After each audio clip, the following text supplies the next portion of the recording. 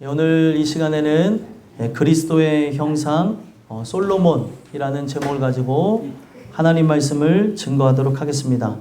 저와 여러분이 아가서의 말씀을 함께 읽었는데, 아가서는 솔로몬과 술람미 여인의 사랑 관계를 담은 책입니다.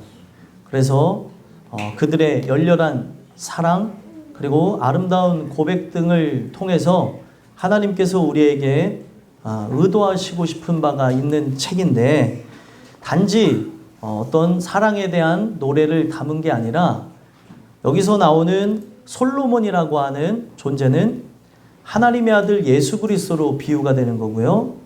또 솔로몬이 실제로 사랑했던 여인 술람미, 이 여인이라고 하는 존재는 솔로몬 자신을 뜻합니다. 그래서 이 내용이 둘의 실제적인 노래를, 실제적인 그런 사랑의 관계를 통해서 노래를 만든 것이 사실이지만, 이게 누구의 내용이 되는 거냐면 바로 그리스도와 성도 간의 사랑, 바로 몸된 교회인 여러분들이 바로 예수 그리스도와 연합하는 내용들을 담고 있다는 겁니다. 그래서 우리는 이 아가서의 내용을 보면은 사랑에 대한 표현이다 보니까 달콤하기도 하고 노골적이기도 한 부분들을 볼 수가 있는데, 그런 어떤 육적으로 이것을 접근하며 나가는 내용이 아니라 영적으로 깊이 살펴보며 오늘 나라고 하는 존재에게 하나님께서 바라시는 게 무엇인가 살펴볼 만한 내용이 아가서라는 겁니다. 그래서 아가서에 대한 얘기가 사람들이 의견이 분분하지만, 아가서가 솔로몬이 타락했다가 돌아와서 쓴 책 중에 하나가 아니겠느냐. 젊었을 때 사랑으로 지혜로 충만했을 때 썼던 게 아니라 나중에 하나님 주시는 은혜로 그가 타락했다가 돌아와서 그 사랑의 위대함과 그 사랑의 그 존귀함을 가지고 쓴 책이 아가서가 아닌가, 이런 내용들을 이야기를 한다는 겁니다. 그래서 이 내용을 통해 여러분들과 제가 살펴봐야 되는 것은, 나라고 하는 존재가 바로 그리스도와 함께 연합되어진 존재인가 살펴볼 필요가 있다는 겁니다. 그래서 자기 자신을 표현한 그 솔로몬이 자기 자신을 표현한 이 술람미 여인의 모습을 보면 죄인의 모습을 담고 있다는 거예요. 왕이 절대로 사랑할 수 없는 모습.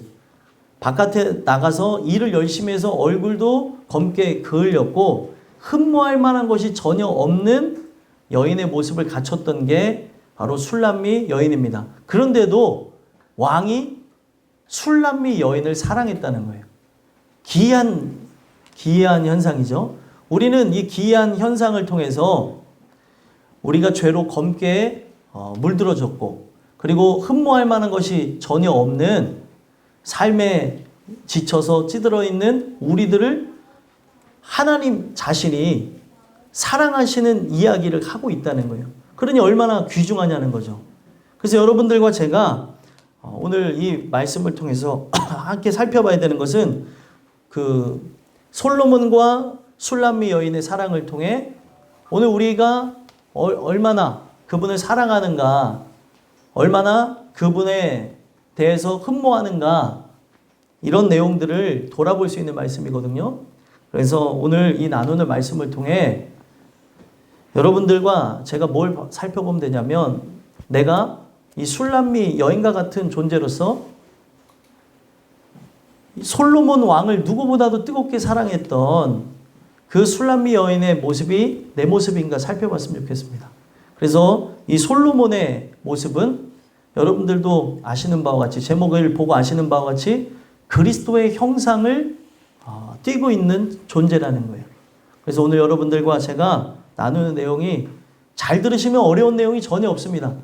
흥미가 가는 내용이지만 이 내용을 제대로 듣지 않으면 도대체 이게 무슨 연관성이 있을까, 이런 생각이 가지실 수가 있기 때문에 하나님 말씀을 듣기를 집중해서 들으셨으면 좋겠고, 오늘 이 말씀을 잘 들으심으로 여러분들과 제가 예수 그리스도가 바로 하나님의 말씀을 들을 때에 여러분들에게 형상화되어지는 놀라운 축복이 있게 되기를 간절히 소망합니다. 그래서 그리스도의 형상 솔로몬이라는 말씀을 통해 오늘 본문을 쭉 살펴보면은 이 10절에서부터 16절까지 내용에 나오는 등장하는 인물이 누구예요?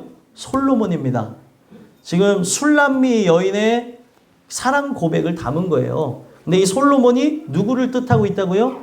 예수님의 형상을 띠고 있다고 보시면 되겠습니다. 그래서 10절 한번 읽어볼까요? 읽어보겠습니다. 시작. 내 사랑하는 자는 희고도 붉어 많은 사람 가운데 뛰어나구나. 아멘. 여기 시작하는 게 내 사랑하는 자라고 얘기하고 있어요. 여러분들 보면은 이 사랑이 누가 먼저 시작됐을 것 같아요? 이 성경에 보게 되면 술람미 여인의 가슴 아리부터 시작을 하는데 성경 전체를 통해서 얘기하는 바는 술람미 여인이 먼저 사랑한 게 아니고 여러분이 먼저 하나님을 사랑한 것이 아니고 하나님이 바로 여러분들을 먼저 사랑하여 택하여 불러 세웠다는 거예요. 그게 핵심입니다. 하나님이 먼저 사랑했다는 거예요. 어떤 존재를요? 죄인인 나를. 어떤 사람이 본다 할지라도 나라고 하는 존재에 대해서 아름답게 볼 수 있는 것이 전혀 없는 존재인 나를 사랑했다는 게 핵심이라는 거예요. 그래서 그 놀라운 사랑, 그의 사랑에 감복하여서 나도 그 사랑 안에 빠지는 거죠. 처음엔 이해가 안 되는 거예요. 왜 죄인인 나를 사랑했을까? 왜 나인가? 이 생각을 할 때면 가슴이 벅차올라요. 72억 분의 1입니다. 여러분 그런 생각 해봤어요? 하나님 사랑이 지금 나에게 왔는데 창조주가 나를 사랑하는데 이거는 그 어떤 것보다 소중하고 귀중한 거 아닙니까? 내가 어떤 존재이길래 나는 죄인인데 아름다운 모습이 전혀 없는데 하나님이 나를 사랑하셨다는 거예요. 이게 바로 인간의 언어로 형용할 수 없는 하나님의 주권적 선택이라고 합니다. 하나님 그냥 나를 사랑하시는 거예요. 그래서 어제 청년들하고도 나눴지만 그 하나님의 주권적인 선택에 의해서 그 은혜로 말미암아 믿음이라고 하는 선물을 주고 하나님이 선물을 주는데 그게 믿음이란 선물이고 그리고 그 믿음을 준 그 모습을 보고 하나님이 의롭다 칭하시면서 하나님이 이 구속의 역사, 한 인간을 구원한 역사를 다 진행해 간다는 걸 보여준다는 거예요. 그래서 그가 나를 먼저 사랑했기 때문에 그 사랑을 깨달은 날부터 나 또한 어떤 현상이 일어나는 거예요? 하나님을 뜨겁게 사랑하는 겁니다. 그래서 하나님 사랑을 경험한 자가 누구도 사랑할 수 있어요? 이웃도 사랑할 수 있는 거고 이웃을 누구와 같이 사랑한대요? 내 몸과 같이. 여러분들 몸을 사랑하는 걸 어떻게 아십니까? 가시 찔려보면 알 수 있어요. 가시 찔러보면 죄송합니다. 예.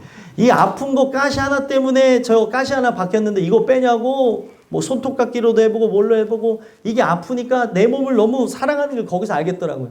이거 때문에 어떻게 하질 못해서 막 계속. 예? 근데 생각해 보세요.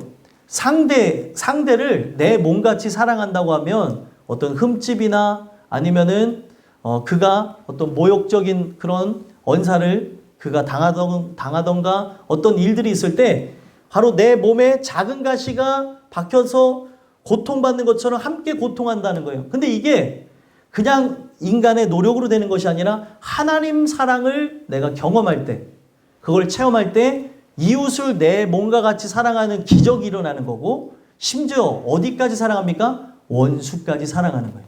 원수. 인간의 힘으로 할 수 있는 게 아니에요. 그래서 우리는 말씀을 듣고 항상 어떻게 해야 돼요? 하나님, 우리가 사랑하는 데 있어서 원수도 사랑하라고 하셨는데 내 힘으로 할 수 없습니다. 하나님 사랑으로 할 수 있게 도와주세요. 여러분 주변에 원수들 많죠? 대답들 안 하시는데 원수들 뭐 멀리 있지 않죠? 어디 있어요? 집안에도 있고 바깥에도 있고 뭐 그런데 그 원수를 내 힘으로 사랑하는 게 아니라 하나님의 그 사랑을 내가 경험할 때 사랑할 수 있게 되는 거예요. 그래서 여기 내 사랑하는 자라고 하는 이 단어는 하나님 사랑을 자기가 체험하고 난 이후에 사랑하게 되어진 대상을 얘기하는 거죠. 바로 솔로몬을 통해서 형상화되어지는 그리스도를 얘기하는 겁니다. 그래서 이 사랑이라는 단어를 찾아봤더니 이 사랑이라는 단어 토대로 해서 나오게 되는 이름. 여러분들이 잘 아는 다윗이라고 하는 이름도 거기서 나오게 되는 거고, 요 단어가 상징하고 있는 게 끌어오른다는 표현을 하고 있어요. 사랑이 불탈 때는 어떻게 해요? 어른들이 표현하기를 사랑이 막 불타는 것 같다고 얘기하잖아요. 이 단어가 사랑한다고 할 때 그냥 사랑이 아니라 막 끌어오르는, 막 보글보글보글 열을 가해서 그 끌어오르는 냄비와 같이 뜨거운 사랑을 얘기하는 거예요. 그래서 이 사랑하는 자에 대한 표현을 쭉 하는데, 희고도 불고 많은 사람 가운데 뛰어나구나. 지금 누구에 대한 얘기를 하는 거예요? 솔로몬에 대한 이야기를 하면서 예수 그리스도를 사랑해야 되는 여러분들을 얘기하고 있는 겁니다. 내가 예수님을 사랑하는데 어떻게 사랑해야 돼요? 뜨거운 마음. 진짜 막 타오를 것 같은 이 막 보글보글보글 막 끌어오르는 그 마음으로 우리 예수님을 사랑해야 되는 것임을 얘기하고 있습니다. 그래서 평가를 하는데 어떻게 얘기합니까? 희고도 불고, 희다고 여기 쓰여져 있지만 언어에서는 희다는 표현도 갖고 있지만 사실 어떤 표현도 있냐면 밝다, 빛나다는 표현도 있습니다. 이 세상에서 내가 사랑하는 자는 어떻게 보여집니까? 빛나게 되는 거죠. 여러분들 사랑하는 자녀가 어떻게 보여요? 빛나죠. 부모가 어떻게 보여요? 빛나죠. 아니 희한한 게 학교에 이런 데 참석해 보셨는지 모르겠는데 학교에 가면은 누가 보여요? 아니 그 수십 명의 애들이 있는데 내 자녀만 보인다니까요. 그리고 내 자녀가 그렇게 사실 옆에서 볼 때 그렇게 잘하는 것 같지 않은데 내가 내 자녀이다 보니까 그냥 손짓만 해도 까르르르 하면서 넘어지는 거예요. 이야 너무 잘한다고. 예, 이게 부모의 마음인 거죠. 오늘 우리가 살펴봐야 되는 게 얼만큼 사랑하는지 빛이 난다는 거예요. 여러분들과 제가 바로 하나님이 나를 사랑하는 것도 바로 그 주변은 어두울지라도 나를 볼 때 빛이 나는 것이고, 내가 그분을 볼 때도 빛이 난다는 걸 기억하셨으면 좋겠습니다. 그리고 불고 많은 사람 가운데 뛰어나구나. 여기 불고 많은 사람 가운데 뛰어난다고 하는 거는, 이 불다는 게 어떤 단어를 뜻하고 있냐면 아담이라는 단어에서 온 단어가 불다는 거예요. 그러면 이 불고 많은 사람 가운데 뛰어나구나 라고 하는 건 어떤 의미냐면 완벽한 아담의 형상을 갖추고 있구나. 그러니까 바꿔서 얘기하면 뭐예요? 완벽한 하나님의 형상이구나. 여러분들 이상의 완벽한 하나님의 형상은 누구밖에 없어요? 예수 그리스도밖에 없고, 그리스도를 의지하는 자들이 이제 완전한 형상으로 변화가 되는 거예요. 오늘 여러분들과 제가 이 주신 말씀을 통해서 예수님에 대한 그런 마음이 세상 그 누구하고도 비교할 수 없는 완전한 분이라고 하는 것을 여러분들이 체험하시고 믿고 의지하며 사랑하는 일들이 일어났으면 좋겠습니다. 그래서 완전하다는 것을 불고 많은 사람 가운데 뛰어나다고 표현했다는 거예요. 여러분들 아담이라는 존재가 완전한 존재였죠. 근데 선악과를 따먹게 되면서 어떻게 됐습니까? 그는 영이 죽어버린 존재, 불완전한 존재. 그래서 그 단어를 뭐라고 쓰냐면 죽을 수밖에 없는 존재, 에노시라고 합니다. 죽을 수밖에 없는 존재가 되어진 거예요. 그래서 우리는 그 하나님의 은혜를 얻어야, 그 은혜를 통해서 완전하신 분이 내 안에 들어와야, 예수를 영접해야 살 수 있게 되어진다는 거예요. 죽은 나의 영을 살리시는 분이라는 거죠. 그래서 여러분들과 제가 이 말씀을 통해서 그 예수 그리스도를 완전한 분으로 모시고 그분과 함께 살아나는 은혜가 있었으면 좋겠습니다. 그래서 그 사랑 가운데 빠지다 보니까 뛰어나구나라고 하는 이 단어만 봐도 어떤 평가라고 하냐면 그 어떤 것하고도 비교할 수 없는 가장 뛰어난 존재. 여러분들이 예수와 이 세상에 썩어질 걸 바꿀 수 있습니까? 없습니까? 없어야 되는데 있으니까 문제가 되는 거죠. 은혜가 우리에게 충만히 오게 되면 주 예수보다 귀한 것은 없네. 이 고백이 내 고백이 될 줄 믿습니다. 그래서 그 예수님에 대한 이제 평가가 쭉 이어지는 겁니다. 솔로몬이라고 하는 왕 이야기를 하고 있지만 이 솔로몬의 왕 이야기를 통해서 형상화되어지는 인물이 누구예요? 예수라고 하는 분을 얘기하고 있는 거예요. 그래서 11절에서부터 16절까지의 내용을 보면 예수님이 이 땅에 오셔서 우리를 구원하시고 일하시는 그의 왕권과 신성과 능력에 대한 것들을 평가하고 있다는 거죠. 한 절을, 그러니까 10절 한 절을 기반으로 해서 11절에서부터 16절까지는 그것을 풀어낸 내용이라고 보시면 되겠어요. 그 완전한 분, 그 어떤 누구보다도 소중하고 뛰어난 분에 대한 평가를 여러분들과 제가 이 술람미 여인의 고백을 통해서, 실제는 누구의 고백이에요? 솔로몬이 바로 그리스도를 향한 고백을 통해서 여러분들의 고백이 되기를 간절히 소망합니다. 11절 한번 읽어볼까요? 읽어보겠습니다. 시작. 머리는 순금 같고 머리털은 고불고불하고 까마귀같이 검구나. 아멘. 머리는 뭐와 같대요? 순금 같다라고 얘기합니다. 머리라고 하는 존재, 여러분들 이 머리라는 단어가 얼마나 소중하냐면 이 머리라고 하는 단어에서 태초라는 단어가 나오는 겁니다. 그래서 태초에 하나님이 천지를 창조하시니라, 여러분 다 아시죠? 그 태초라고 하는 단어, 여러분도 아시겠지만 시작이라는 단어가 뭘 의미하고 있는 거냐면 온 세상의 시작, 온 세상의 머리는 그리스도다라는 것을 창세기서부터 시작하고 있다는 거예요. 여러분들의 머리는 누굽니까? 머리가 하는 역할이 뭐죠? 몸을 움직이는 역할을 하죠. 머리가 누구냐에 따라서 오늘날 주권적 행동이 달라지는데 여러분들의 머리는 바로 그리스도라는 것을 성경에서 밝히고 있다는 겁니다. 그래서 머리가 뭐와 같대요? 순금 같다고 합니다. 순금 같다는 내용을 보게 되면 여러분들 순금을 좋아하세요? 아니면은 14K를 좋아하세요? 순금. 순금은 몇 K죠? 24K. 아유, 다 잘하시네요, 여기. 금은방에서 오셨나봐요. 네. 이 내용을 통해서 이제 보게 되면은, 아니, 사람들 고르라 그러면 애들은 모르더라고요. 순금이 좀 어떻게 보면은 봤을 때 덜 빛나잖아요. 그러면 애들한테 고르라 그러면 애들은 14K를 고를 확률이 있다는 겁니다. 근데 아는 사람은 24K를 고르죠. 순금이라고 하는 게 어떤 의미에서 사람들에게 더 각광을 받고 좋게 되어지냐면 불순물이 정제되어졌다는 거예요. 그래서 이 순금 같다고 하는 거는 어떤 의미를 갖고 있겠습니까? 예수 그리스도의 그 머릿속에는, 예수 그리스도의 그 중심 사상 안에는 어떠한 불순물도 들어가 있지 않다는 거예요. 그래서 성경에서 얘기하기를 바로 흑동아니에 7번 단련한 그 말씀을 받아들여야 된다는 거예요. 순전한 말씀. 이 세상에 썩어질 생각이 전혀 들어가지 않았다는 거예요. 우리가 이 세상에 사람의 말을 보면은 사람의 말은 다 오염되어져 있어요. 그렇죠? 어떤 사상이나 살아온 환경, 또 그 사람이 이제 얻게 되어지는 여러 가지 일들을 통해서 말이라는 게 오염이 되어졌습니다. 그래서 이 말이 거친지 부드러운지, 이 말이 상처가 되는지 모른 채 막 사용할 때가 있어요. 이 말이 성경에 뭐라고 얘기합니까? 혀를 통해서 얘기하는 게 불이라고 얘기하는 거예요. 막 사람을 찌른다는 거죠. 오늘 우리가 이 내용 속에서 이제 살펴봐야 되는 게, 나라고 하는 존재가 정말 정제되어진 그런 하나님의 말씀들을 하고 있는가?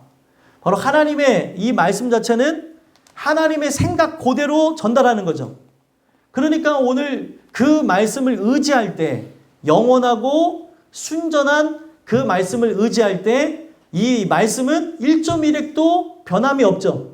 천지가 없어져도 영원한 말씀이잖아요. 이것을 붙잡고 의지한 자만 이 세상이 종말이 와서 사라진다 하더라도 영원할 것이라는 거예요. 그래서 바로 예수 그리스도의 그 머리를 순금 같다고 표현한 겁니다. 어떠한 잡생각도 들어가지 않은, 바로 하나님에 대한 생각으로 똘똘 뭉쳐진 그분을 의지할 때 여러분들의 생각 또한 어떻게 되는 거예요? 하나님에 대한 생각으로 가득 찬다는 거예요. 예수님이 어떤 분이셨습니까? 이 땅에 오셔서 사역하실 때 자기의 뜻을 이룬다고 했어요? 아버지의 뜻을 이룬다고 했다는 거예요. 오늘 여러분들과 제가 그 아버지의 뜻대로 순종하시면서 자기의 모든 것을 헌신하신 그리스도와 함께 연합하는 걸 통해 여러분들이 영의 생각을 따라서 생명과 평안을 누리고 늘 감사하며 나가는 여러분들과 제가 되기를 간절히 소망합니다. 그리고 머리털은 고불고불하고 까마귀같이 검구나 이렇게 했어요. 까마귀 하면 사람들은 안 좋게 생각하지만 이 까마귀를 통해서 얘기하고 있는 거는, 까마귀 하면 어떤 게 생각납니까? 강인한 생명력을 생각하시면 돼요. 그래서 이거는 머리털에 대한 묘사잖아요. 이 검은 까마귀를 통해서 뭐를 얘기하는 거예요? 예수 그리스도의 머리에서부터 흘러나오는 생기와 생명력을 상징하는 겁니다. 그래서 여러분들 이스라엘의 지도를 보게 되면 헐몬산의 이슬이 쭉쭉 그 이스라엘 전체로 내리게 되어지면서 그 이슬이 모여서 어떻게 되는 줄 아십니까? 여러분들이 잘 아는 갈릴리 호수를 이루게 되고 갈릴리 호수에서부터 쫙 연결되는 게 바로 요단강이 흐르게 되어지는 거예요. 그래서 성경에서는 이 헐몬산의 이슬이 내린 것 같다는 이런 표현을 통해서 이스라엘 전역에 내리는 하나님의 은혜와 사랑을 얘기하고 있거든요. 우리가 이 내용을 통해서 봐야 되는 게 그 이스라엘이라고 하는 나라를 보게 되면 사람처럼 이렇게 그 사람의 머리서부터 이렇게 쭉 흘러내리는 그 사람의 머리부터 발끝까지 이렇게 내려가는 형상을 뜻하고 있다는 거예요. 그래서 여기에 보면은 머리털이 고불고불하고 까마귀같이 검구나라고 하는 거는 마치 예수님을 통해서 모든 사람들이 살아날 수 있는 엄청난 생명력을 상징하는 거예요. 그러니까 예수님이 갖고 있는 생명이 어떤 생명인지 요한복음에서 얘기하기를 독생하신 자 안에만의 그 독생하신 자 안에 유일한 생명이 있다고 얘기해요. 왜 예수를 영접해야 되는 거냐면 여러분들은 이미 죽은 자예요. 살았으나 죽은 존재. 근데 예수를 영접하게 되면 어떤 일이 일어나냐면 이 세상에 볼 수 없는 영원한 생명력이 들어온다는 거예요. 그래서 그 생명력에 대한 표현을 머리털은 고불고불하고 까마귀같이 검구나 이런 표현을 했다는 겁니다. 소망하기는 여러분들과 제가 머리가 되신 예수 그리스도를 의지하는 걸 통해서 머리로부터 온몸이 연락되어져서 바로 하나님의 뜻을 이루며 영광 돌리는 그런 그리스도의 몸된 지체들이 되셨으면 좋겠습니다. 그래서 머리에 의해서 움직이며 그 생기를 공급받아 하나님의 뜻을 이루는 여러분들과 제가 되기 간절히 소망합니다. 이어서 12절 보면 한번 읽어볼까요? 읽어보겠습니다. 시작. 눈은 시냇가의 비둘기 같은데 우유로 씻은 듯하고 아름답게도 박혔구나. 아멘. 이 내용을 보니까 눈은 시냇가의 비둘기 같은데 이렇게 얘기해요. 이 내용을 보면 비둘기와 그리고 우유로 씻은 비둘기에 대한 내용과 우유로 씻은 듯하다고 하면 아름답게 박혔구나 이런 내용을 하는데 이 비둘기가 예를 들면 이 검은색이라고 생각을 해보시면 여기는 우유로 씻었다는 내용으로 이거를 잘라서 했는데 원래는 이 비둘기가 그 우유 속에서 목욕하는 듯하구나 이런 표현을 했다는 거죠. 근데 이제 번역하는 과정 속에서 반으로 쪼갠 거예요. 그러니까 어떤 모습을 얘기하는 거예요? 여러분들의 흰 눈동자와 그리고 검은 자를 상징하는 거예요. 모습을 얘기할 때는. 근데 이게 뭔 중요한가? 피곤하신 분에게는 아유 이게 도대체 뭐가 중요한데 뭐 비둘기가 나오고 우유로 씻었다고 하고 하나라고 하겠는데 이 눈이라고 하는 게 어떤 거를 의미하는 거냐면 성경에서는 바로 여호와의 눈은 어디를 향해 있냐면 바로 사랑하는 이들을 향해 있습니다. 그래서 성경은 우리를 어떻게 지킨다고 얘기해요? 불꽃과 같은 눈동자로 지킨다라고 얘기해요. 여러분들 눈동자에 대한 그 부분을 아시겠지만 이 세상에서 가장 빠른 게 눈동자라고 말할 정도로 과언이 아니잖아요. 눈동자가 뭐 먼지나 아니면 이물질 들어올 때 본능적으로 눈을 감는 것처럼 하나님이 우리를 그렇게 지키시고 보호한다는 걸 얘기하는 거예요. 근데 이 눈이 비둘기, 시냇가의 비둘기로 비유한 이유가 뭐냐면 비둘기가 창세기 8장에 이제 언급되어질 때 어떤 의미로 나오냐면 그 여러분들이 잘 아는 노아 홍수로 인한 심판의 종교를 뭘로 바로 노아가 평가를 했냐면 이 비둘기가 돌아오지 않는 것을 통해서 비둘기가 땅에 내릴 정도면 어떤 짐승이도 나가서 살 수 있겠구나, 묻이 드러났구나 라고 생각하는 차원에서 비둘기를 날렸다는 거예요. 처음에는 까마귀도 날렸죠. 근데 후에 이제 비둘기를 통해서 이 비둘기가 뭐를 몰고 옵니까? 감람나무 잎사귀를 물고 오는 거예요. 이 감람나무 잎과 비둘기는 함께 연관성이 있는 건데 감람나무 잎이 상징하는 게 예수 그리스도. 그리고 그 처음에 물고 왔던 비둘기가 다시 돌아오지 않을 때는 어떤 거예요? 그 감람나무 잎을 상징하는 바로 그리스도를 통해 어떤 걸 의미하는 겁니까? 온 세상에 평화가 임할 것이다라는 걸 얘기하는 거예요. 그러니까 묻이 드러났다는 거는 어떤 의미가 되냐면 성경 속에서 물이 상징하는 건 두 가지가 있어요. 첫 번째는 물이 생명을 상징하기도 하지만 두 번째는 악과 그리고 사망, 세상을 상징한다 그랬어요. 그런데 그 물이 그들을 심판해서 죽게 만들었었으나 사라졌다는 것은 뭐예요? 이제는 악이 사라지고 이제는 무트로 올라가서 평화가 임하였다. 이제 살 수 있는 기반이 마련됐다는 걸 얘기하는 겁니다. 그래서 예수님이 여러분들 보시면은 세례를 받을 때 저 하늘에서 성령이 뭐같이 내렸다고 얘기해요? 비둘기같이 내렸다고 하는 거는 바로 예수님이 세례를 받으실 때의 의미가 뭐예요? 십자가에 죽고 부활하시는 걸 통해 온 세상에 뭐가 임한다는 걸 얘기하는 거예요? 평화가 임한다는 걸 얘기하는 거예요. 여러분들 사람들은 알게 모르게 비둘기를 뭐라고 얘기해요? 평화의 상징이라고 얘기하는 게 다 성경에서 온 내용입니다. 그래서 그의 눈은 시냇가의 비둘기 같다고 하는 거는 여러분들을 향하여서 화평이 임하길 원한다는 거예요. 우리의 삶이 전쟁과 그리고 우리의 삶이 고통과 환난 그리고 괴로움 또 외로움 그리고 인간이 말할 수 없는 그러한 공허함 속에 살아가고 있는데 그런 우리의 마음 속에 평화가 임하기를 소망하는 눈을 갖고 계신다는 거예요. 항상 나에게 뭐가 임하기를 원하세요? 화평.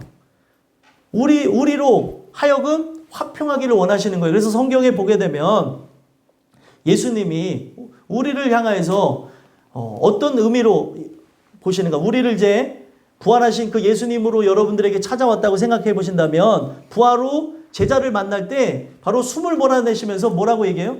예수님이 평화가 있을지어다. 샬롬을 얘기한다면 샬롬. 오늘 여러분들과 제가 이 내용을 이렇게 심층적으로 아는 거는 말씀에 대해서 관심이 있고 이게 생명이라고 하신 분들에게는 정말 소중한 얘기를 듣는 거고 아니면은 내가 왜 이걸 이렇게까지 들어야 되나라고 하는데 이게 다 누구에 대한 얘기예요? 예수에 대한 얘기고 예수를 알아야 예수님을 만나야 어딜 가는 거예요? 천국에 가는 거예요. 여러분들 백날 와서 여기 김유선이라는 사람을 그냥 얼굴로 보고 그냥 가는 걸로는 천국에 못 갑니다. 이 이야기를 통해서 만나야 될 분, 제 음성을 통해서 이미지화되어지고 형상화되어지는 분을 만나야 천국에 간다는 거예요. 그래서 여러분들 이 비둘기 같다고 하는 내용이 그런 의미를 갖고 있는 거예요. 평화. 그래서 항상 예수님의 눈은 성경에 보게 되니까 이 땅에 오셔서도 어딜 향해 있어요? 바로 구원할 자를 향하여서 죄인들을 향해 있죠. 그래서 예수님이 심지어 뭐라고 얘기했습니까? 나는 누구를 부르러 왔대요?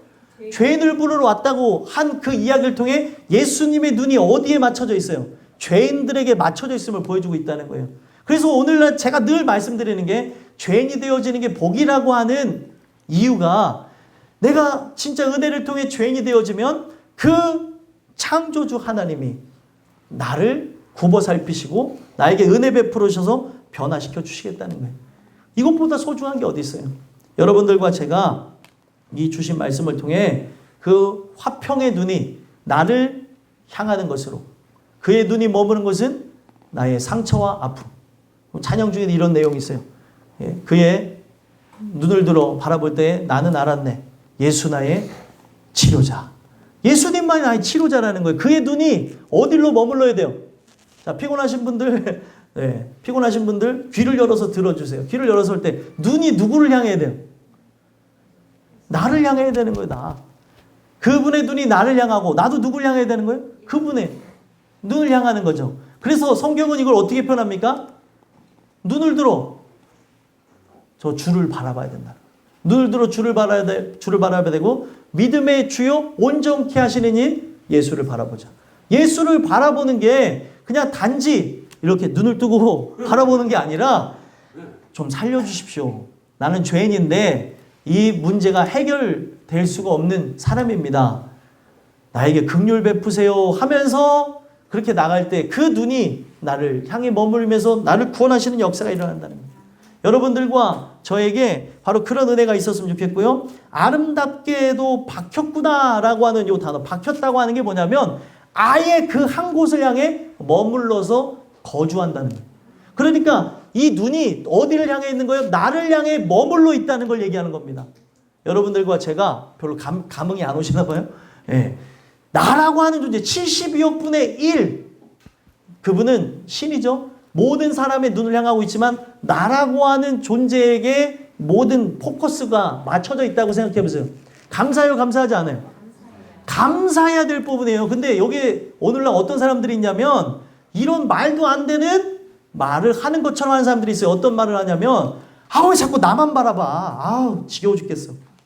이런 사람들을 어떤 사람들이라고 하냐면 황당하고 이 의미를 알지 못하는 사람들은 저 좀 귀찮게 하지 마세요. 왜 나한테만 이러십니까? 라고 하는 거는 그 사람이 필요 없으니까 마음대로 해주세요 라고 하는 거 똑같은 거예요. 근데 오늘날 이런 모습이 저에게도 나타날 때가 있고 성도들의 그 입술에서 나오는 소리를 들어보면 하나님 이거 왜 나를 이렇게 괴롭히냐고 하는 사람들이 많더라는 거예요. 괴롭히는 게 아니라 변화시켜 구원하려는 거예요.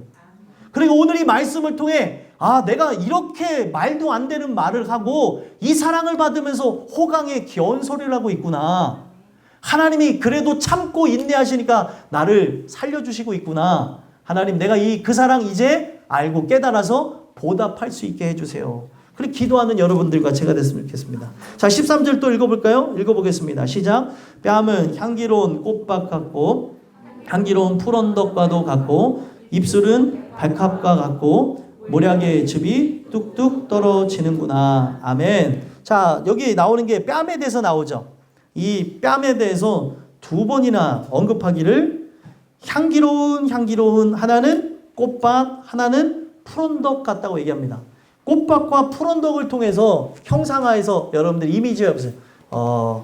꽃밭과 푸른덕이 있는 곳 우리가 딱 얘기할 때 이런 거를 뭐라고 얘기할까요?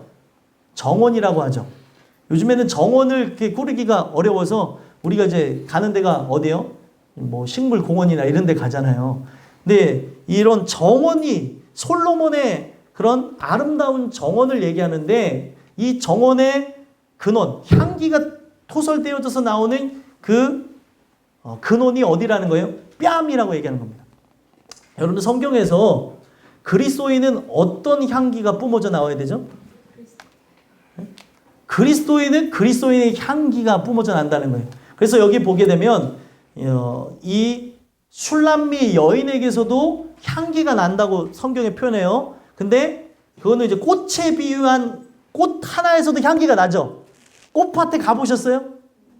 지금 감각들도 다 죽어버리신 것 같아요. 꽃밭 가보셨어요? 꽃밭 가면 향기가 납니까? 어떤 사람들은 똥냄새만 난다는 사람들이 있는데 꽃밭 가면은 향기가 나죠. 그죠?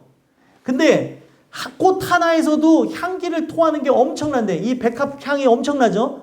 근데 여기서 얘기하고 있는 게 꽃밭 같고 푸른덕 같다고 하는 거는 잘 꾸며진 정원 같다는 거예요. 그래서 여러분들 술람미 여인을 얘기할 때도 백합으로 비유하는데 지금 이 솔로몬이라고 하는 존재는 뭘로 표현해요? 이 백합이 막 수십 개, 수백 개, 수천 개 심어져 있는 정원에 비유하는 거예요. 자, 이 얘기가 어떤 걸 의미하는 거냐면 그리스도와 여러분들이 연합해서 함께 나가게 되어진다면 누구와 함께 있느냐에 따라서 그 향이 다릅니다. 저라고 하는 존재에서는 제 아내 향이 날 때도 있어요. 제 아내한테는 저의 향이 날 때도 있고요. 제 아내한테 제 향이 나면 별로 좋진 않겠죠. 네. 근데 어찌됐든 여러분들 누구와 함께 있느냐에 따라서 예수님 자체가 꽃밭이라고 한번 생각해 보세요. 그러면 그 꽃밭에서 여러분들이 함께 연합하고 또 거기에 눕기도 하고 또 함께 교제도 하고 있다가 오게 되어지면 어떤 일들이 일어나겠어요? 내 온몸에 꽃향기가 도배되어진다는 거예요. 어디에 있다고 오는 게 중요한데 내가 그리스도와 함께 거하는 사람이라면 바로 그리스도인으로서 향기가 난다는 거예요. 여러분들 어떤 향기가 납니까? 악인의 향기가 납니까? 아니면 의인의 향기가 납니까?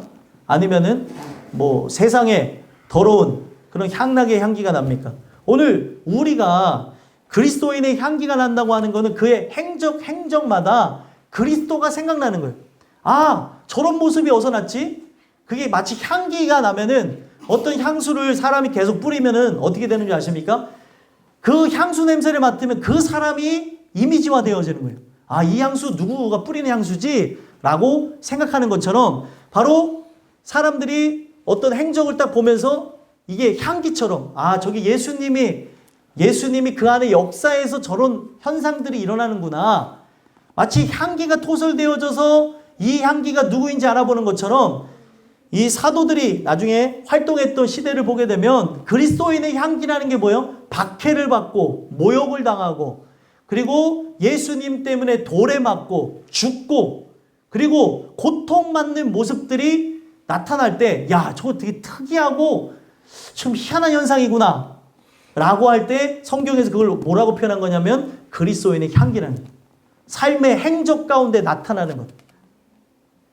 여러분들과 제가 이 뺨은 향기로운 꽃밭과 같고 향기로운 푸른덕과 같다는 이것을 통해 그리스도와 함께 뺨을 맞대고 여러분들이 정말 뜨겁게 사랑했던 그런 적이 있었는지 모르겠지만 사랑하는 자들이 서로 사랑할 때 뺨도 맞대고 뺨을 맞대고 인사하는 것처럼 여러분들 이스라엘 사람들 보면은 아브라조라 그랬고 이렇게 맞대고 뺨을 맞대고 서로의 향기를 확인하고 그렇게 사랑을 나누는 게 있거든요. 그리스도와 내가 바로 연합되어진 존재로 그렇게 뺨을 맞대고 한다면 어떻게 되겠어요? 내 몸에서 누구 향기가 나는 거예요? 그리스도 향기가 나는 거예요. 성경은 그걸 얘기하는 겁니다. 그리스도와 내가 왜 연합해야 되냐면 세상에서 맡아보지 않은 향기가 나야 되는 거예요. 아, 저게 바로 그리스도인이구나. 그리스도인이라고 하는 사람들이 왜 저래? 라는 말이 아니라 그리스도인은 저렇구나. 그리스도인은 바로 저런 모습과 희생과 또 연약함을 자랑할 줄 아는구나.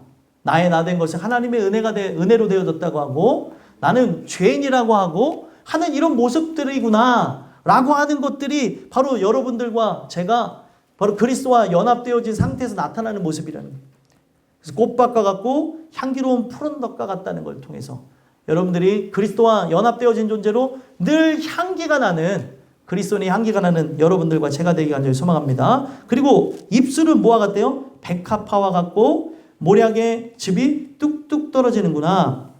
지금 이 내용을 통해서 얘기하고 있는 게 백합향처럼 입술에서 그 향내가 나는 것을 얘기하는 거고 모략즙이 뚝뚝 떨어진다라고 하는 것을 보면서 성경에 이 모략이 어디에 쓰여지게 되냐면 성전의 기구들을 구별할 때 쓰는 거예요.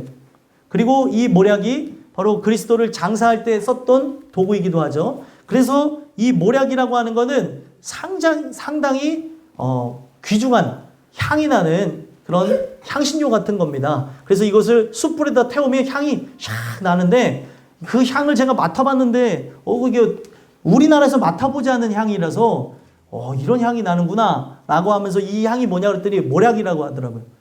그래서 그 향을 맡아본 적이 있는데 이 향이 상징하고 있는 게 뭐냐면 구별됨이라는 거예요.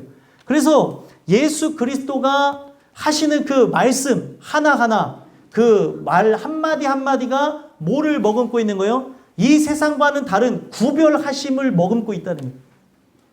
그래서 예수 그리스도의 말씀이 온전히 이루어진 장소가 어디입니까? 바로 십자가죠. 십자가에서 다 이루셨도다 하고 돌아가셨는데 거기서 죽으시고 끝난 게 아니라 하나님이 그 아들의 의롭다함을 하나님께서 인정하시면서 부활하게 하시고 승천하게 하신 거잖아요. 오늘 이 내용을 통해서 봐야 되는 게 그 예수 그리스도의 입에서 나오는 말씀을 통하여서 여러분들이 구별되어진다는 걸 기억했으면 좋겠어요.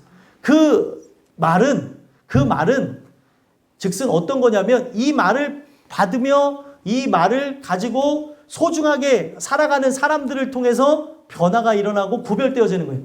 예수님의 말씀이 하나님 말씀인 걸 여러분들 믿으십니까? 그 말씀을 여러분들이 머금고 받아들이고 살아가시다 보면 어떤 현상이 일어나냐면 그 말씀 자체가 구별을 하는 용도이기 때문에 여러분들이 구별될 자이면은 이 말씀에만 목숨을 걸고 이 말씀에 모든 걸 걸고 나가는 이 세상에서 볼 수 없는 구별된 현상이 일어난다는 거예요.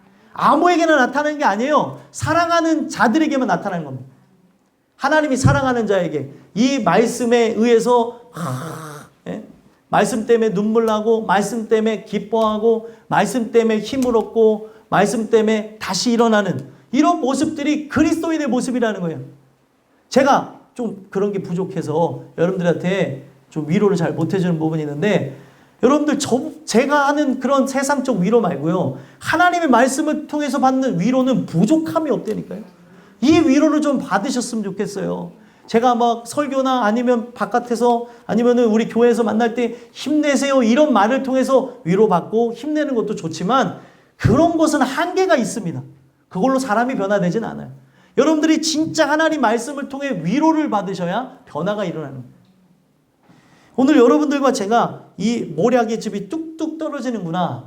제 입술에서 나오는 이 소리를 통하여서 형상화되어지는 바로 예수 그리스도의 그 말씀을 통하여서 여러분들이 오늘도 뚝뚝 떨어진다고 하는 것처럼 여러분들에게 이 모략의 향기가 바로 여러분들을 구별하는 그 말씀이 바로 여러분들에게 다 흘러내리기를 간절히 소망합니다. 그래서 여러분들 여기에 보게 되면 이따가도 보면은 입술에 대한 얘기를 또 다시 반복합니다. 입에 대해서. 왜 그러냐면 이것보다 소중한 게 없기 때문에 그런 거예요. 여러분들과 제가 이 내용을 통해서 항상 그리스도의 말씀을 따라 살기를 소망하고 은혜로 나가는 여러분들과 제가 되기를 간절히 소망합니다. 그리고 이제 14, 15를 보게 되면 뭐에 대해서 얘기합니까? 손과 다리에 대해서 얘기해요. 손과 팔, 다리에 대해서. 먼저 14절 먼저 읽어볼까요? 읽어보겠습니다. 시작. 손은 황옥을 물린 황금 놀이개 같고 몸은 아루생인 상아에 청옥을 입힌 듯 하구나. 아멘. 여기 보면 손은 황옥을 물린 황금 놀이개 같다라고 하는 게 이 내용을 보게 되면 팔까지 다 언급해서 나가는 건데 황금 놀이개 같다는 놀이개라고 하니까 좀 감흥이 안 오는데 둥근 황금으로 만들어진 막대기와 같다는 거예요. 그래서 이 팔과 손이 무엇을 향하겠습니까? 하나님의 손은 성경에서 어디서부터 등장하냐면 출애굽기부터 등장하는데 하나님의 손이 하는 게 뭐예요? 구원입니다. 이 손이 어디를 향해 있어요? 여러분들 눈이 먼저 여러분들 향해 있고 그 눈이 거기를 향해 있으니까 하나님의 때가 이르르면 어떤 일을 하시는 겁니까? 이 손길을 통해서 하나님은 어떤 분이래요? 도우시는 자. 나를 도와준다는 거예요. 그 의로운 손으로 어떻게 한대요? 너를 붙들리라. 그러니까 이 손은 나를 구원해주는 용도로 있는 거예요. 구원. 하나님이 여러분들 손이 있습니다. 이렇게. 예수 그리스도가 손이 있다고 표현된 걸 통해 왜 손이 있다고 얘기하냐면 어떤 형체 때문에 얘기하는 게 아니라 실제적인 도움을 받기 때문에 손과 팔이 있다는 걸 얘기하는 거예요. 오늘 여러분들과 제가 예수라고 하는 분, 추상적인 분을 만나는 게 아니라 이 말씀을 통해서 형상화되어짐으로 그 형상화되어진 분의 손길이 여러분들의 닿아서 구원하는 역사가 있게 되기를 간절히 소망합니다. 그러면 그 구원의 역사는 굉장히 실제적인 거예요. 구원이 여러분들 나중에 천국에만 들어간다는 생각을 가지 마시고 뭐로부터 구원되는 거예요? 여러분들의 지금 어둡고 침침하고 우울하고 답답하고 짜증나고 비교하고 그리고 오늘날 우리의 삶의 스트레스로부터 구원해 주시는 거예요. 예수가 내 안에 오신다는 게 어떤 의미예요? 이 내용을 보게 되면 바로 이 솔로몬의 모습이 그리스도의 형상이라 그랬죠. 그리스도의 형상이 곧 오늘날 뭐를 뜻하는 거냐면 천국을 뜻하고 있는 거라는 거예요. 그래서 예수를 만나면 그 예수를 통해서 이미지화되어지고 형상화되어지는 천국이 실제가 되는 겁니다. 그러면 여러분들이 목사든 전도사든 또 권사든 집사든 아니면 청년이든 성도든 아이들이건 이 예수를 만나면 그 예수를 모신 곳은 그 어디나 하늘나라가 되는 것이 여러분들에게 나타나야 된다는 거예요. 근데 오늘날 내 삶을 보면 하늘나라가 아니라는 거예요. 직분이 뭐가 중요합니까? 직분이 중요한 게 아니라 직분답게 살 수 있는 게 진짜 중요한 거죠. 오늘날 살아가는 삶 속에 뭐를 위해 살아가냐는 거예요. 오늘 내가 진짜 그리스도인이라고 한다면 나에게서 나타나는 거는 뭐예요? 천국이어야 된다는 거예요. 어머, 권사님 얼굴 보니까 집사님 얼굴 보니까 야, 네 얼굴 보니까 천국이 따로 없구나. 여러분들 오늘 우리의 살아가는 삶 속에 입만 열면 나오는 게 뭐예요? 불평, 불만, 원망. 상대에 대한 남편과 아내, 그리고 부모, 자식, 또 주변에 있는 사람들의 불만이 쏟아 나오지 않나요? 나올 수 있어요. 근데 오늘 그것보다 더 중요한 게 나라고 하는 연약한 죄인을 보는 거고, 오늘 진짜 부족한 사람들이 함께 모여 살고 또 함께 신앙생활하는 이곳에서 서로를 인정해주고 서로를 사랑해주고 서로를 높여주는 것들이 필요하다는 거예요. 단점을 보기보다 장점을 보는 것. 내가 그렇게 해야지라고 해서 하는 거는 의미가 없고요. 천국이 오게 되어지면 바라보는 게 틀려지는 거예요. 땅을 향해 있으니까 복닥복닥 되는 거죠. 저 천국을 향해 있다면 오늘 당신의 신앙이 어딜 향해 가고 있는가? 그걸 돌아봐야 되는 거예요. 오늘 내가 어딜 향해 가고 있는지 서로 나눠야 되는 거고. 가정이 존재하는 거는 하나님의 말씀으로 사는 유일한 공동체이자 또 사회적 공동체를 이루기 위한 하나의 이론으로 만들었다는 거예요. 가정이 변화돼야 그 가정 모여서 사회가 변화되는 거죠. 오늘 여러분들의 가정 속에서 그리스도에 대한 얘기가 나오냐는 거예요. 예수에 대한 말씀. 오늘 나라고 하는 존재가 어딜 향해서 나가고 있는지 살펴볼 만한 내용이라는 겁니다. 그래서 이 손을 이렇게 형상한 것은 실제적 구원을 준다는 걸 얘기하고요. 몸은 아로새긴 상하에 청옥을 입힌 듯 하구나. 이 아로새겼다고 하는 것도 빛난다는 그런 의미를 가져요. 아로새겼다는 원래 단어는 아주 소중히 조각했다는 건데 실제 그 원어의 의미에는 빛난다는 의미를 갖고 있어요. 그래서 이 몸 자체가 바로 그리스도의 몸 자체는 진짜 빛 자체인 거예요. 그분과 함께 연합되어질 때 여러분들도 그 빛의 자녀가 되어진다고 성경은 얘기하고 있습니다.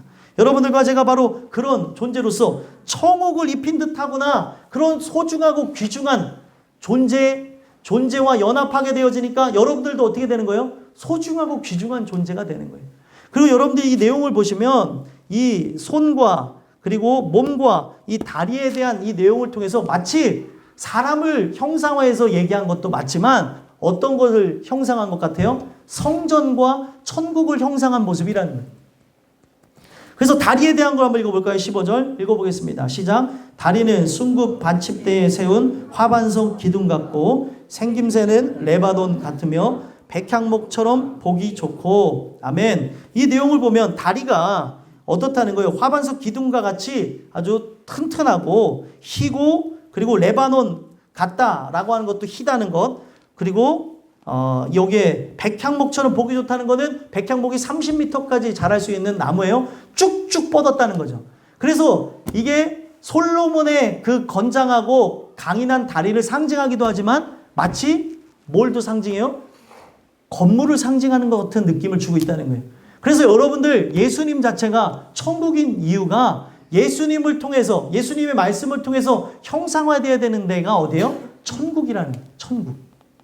오늘 여러분들과 제가 이 말씀을 들으면서 이 예수님에 대한 이야기를 쉽게 알 수 있도록 솔로몬이라고 하는 존재를 통해서 얘기하고 있는데 이 솔로몬에 대한 이 모든 내용들이 바로 예수 그리스도로 형상화되어지고 그 예수 그리스도를 통해서 알게 되어지는 천국이 여러분들에게 실제가 되기 간절히 소망합니다. 그래서 이 다리가 어떤 건물, 아까 손도 어떤 건물, 몸도 어떤 건물의 형체를 띠고 있는 게 바로 성전을 상징하기도 하고 천국을 상징하고도 있다는 것을 가르쳐주고요. 마지막 16절 읽어볼까요? 16절 읽어보겠습니다. 시작. 입은 심히 달콤하니 그 전체가 사랑스럽구나. 예루살렘 딸들아 이는 내 사랑하는 자요 나의 친구로다. 아멘. 여기서 반복되어진 게 유일하게 반복되어진 게 입술과 입입니다. 이걸 반복한 이유가 있어요. 왜 그러냐면 오늘날 성도와 그리고 이때 당시에 사랑했던 솔로몬과 술람미 여인의 관계를 통해서 얘기하는 게 뭐냐면 입술에서 나오는 소리가 여러분들 어떤 것을 얘기하냐면 음성이죠. 입술에 나오는 소리, 음성. 그 음성은 음색이 있어요. 그 음색을 통해서 그 사람이 어떠한 존재인지를 알 수가 있습니다. 뭐 예를 들면은 제가 성민이랑 전화 통화를 했어요. 그러면 성민이라고 하는 존재하고 제가 전화 통화를 하게 되면 성민이의 그 음성을 딱 들으면 성민이의 이미지가 그려진다는 거예요. 오늘 제가 드리는 게 좀 추상적으로 들릴 수 있는데 하나님 말씀을 듣는 이유가 뭐냐면 하나님 말씀을 들으면서 어떤 일이 일어나는 거예요? 바로 그분이 어떤 분이다라고 하는 게 이미지화되어지는 거고 형상화되어지는 거고 내가 그분을 마치 만난 것처럼 그렇게 오늘날 살아가는 삶 속에서 실제로 눈으로 본 건 아니지만 오늘 이 말씀을 통해서 만난 다음에 어떻게 되냐면 실제로 눈으로 보는 날이 온다는 거예요. 그래서 여러분들 이게 이 세상에서는 귀로만 들었던 그분을 눈으로 보는 날이 올 거라는 거예요. 오늘 여러분들과 제가 이 말씀을 통해서 항상 왜 말씀을 들어야 된다고 하냐면 이 말씀이 누구를 이미지화해줘요? 예수 그리스도를 이미지화하고 형상화하면서 눈으로 보이지 않는 분이지만 실제로 존재한 분이라는 것을 내가 믿게 되어지고 만나게 되어진다는 거예요. 그러니까 이거만큼 얼마나 소중한 게 어디 있겠냐는 거예요. 그래서 이 말씀을 계속해서 들으면 바로 그분의 여기 보면은 이 성경을 읽게 되면 높낮이가 분명히 존재합니다. 이 높낮이를 통해 그분의 감정과 그분의 성품과 그분의 뜻을 발견하게 되는 거예요. 그래서 이것을 통해서 제가 얘기하고 싶은 옛날에 재미난 일화가 있어요. 반대되는 얘기도 있었지만 예전에 그 접속이라는 영화 90년대에 개봉했던 적이 있었습니다. 그 영화가 왜 개봉되어졌냐면 그때 채팅이라고 하는 문화가 생겨났어요. 인터넷에서. 그래서 채팅을 하고 그 다음에 사람들이 전화 통화하면서 그 사람에 대해서 이제 호감을 가진 다음에 실제로 만나는데 이 사람과 이제 인터넷 상에서 이 댓글로 이 글로 대화를 하다가 음성을 들었더니 이 음성이 너무나 아름답고 좋다는 거예요. 그래서 이 사람에 대한 이미지를 그렸을 거 아니에요? 그래서 만났더니 내가 그렸던 이미지와 같을까요? 틀릴까요? 달랐다는 거예요. 근데 이 희한한 게 이 이미지라는 게 달랐지만 음성을 통해서 또 이 글을 통해서 서로가 깊은 관계가 이루어지고 그 사람을 사랑하고 난 이유다 보니까 그 외모가 전혀 중요하지 않게 되더라는 거예요.